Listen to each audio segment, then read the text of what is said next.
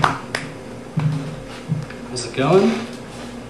Okay, we'll start off with some recent events. On Sunday, November 27th, the Iranian government claimed to have shot down an American spy drone in eastern Iran.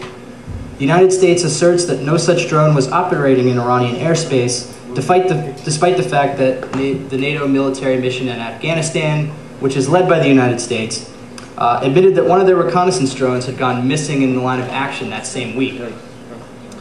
This incident occurred at a time of increasing tension between Iran and the Western powers, namely the United States, Great Britain, and Israel. Last week, London announced it was going to place harsher sanctions on Iran's central bank.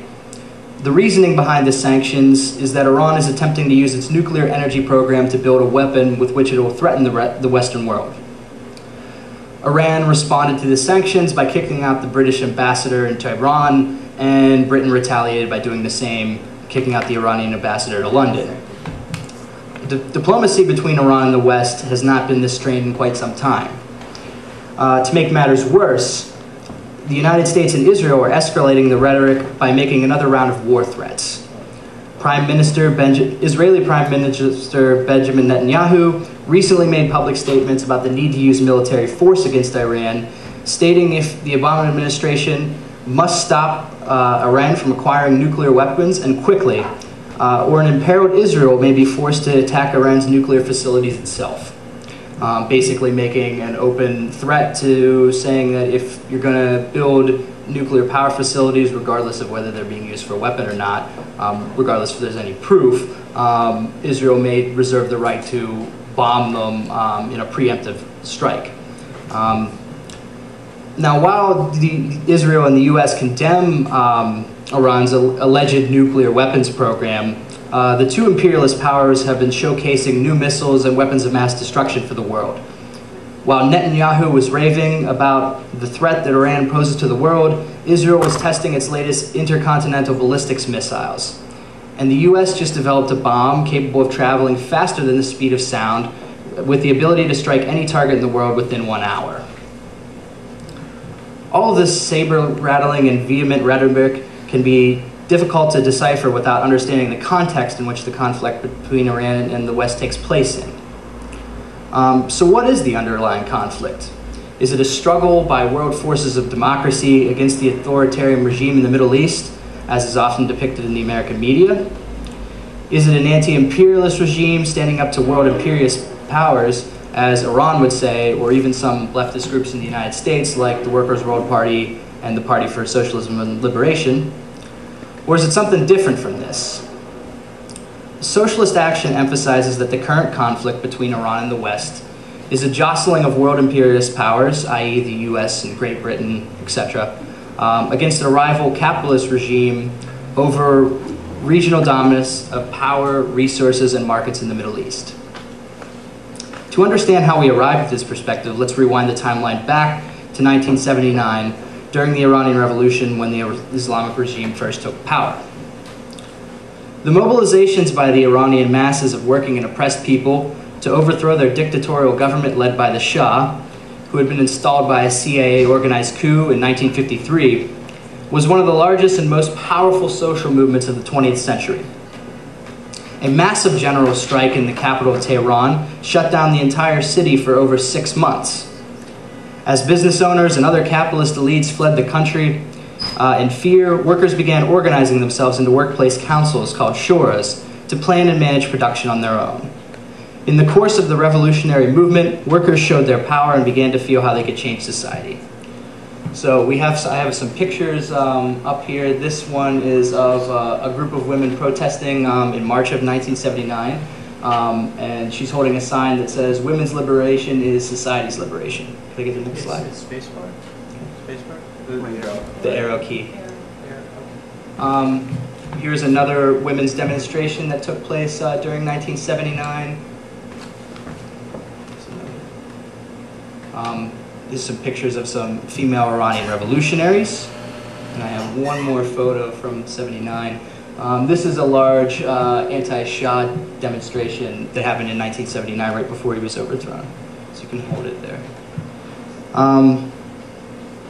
An article called The Rise and Fall of the 1979 Iranian Revolution, written by two Iranian socialists, sums up this movement of the working class in Iran during the time. The events of 1978-79 showed that in relative absence of Stalinist and centrist parties, workers can display an amazing capacity for organization and action even under a system of dictatorship. Thus, Iranian workers with no prior strike experience formed formidable strike committees. Iranian workers with no experience in workers' control developed workers' councils and took charge of their own workplaces. Even during the counter-revolutionary offensive of the summer of 1979, workers' councils were being formed and organized into regional and national networks.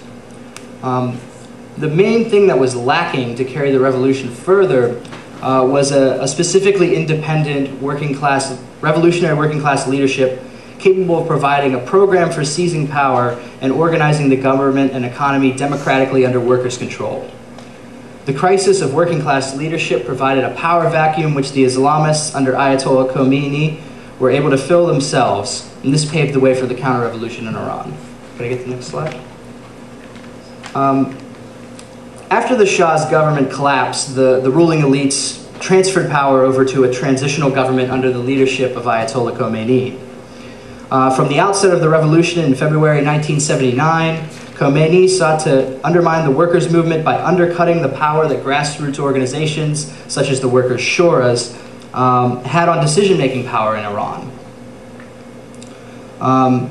All non-Islamist viewpoints, including that of socialists and independent working class organizations, were censored in the media and society at large.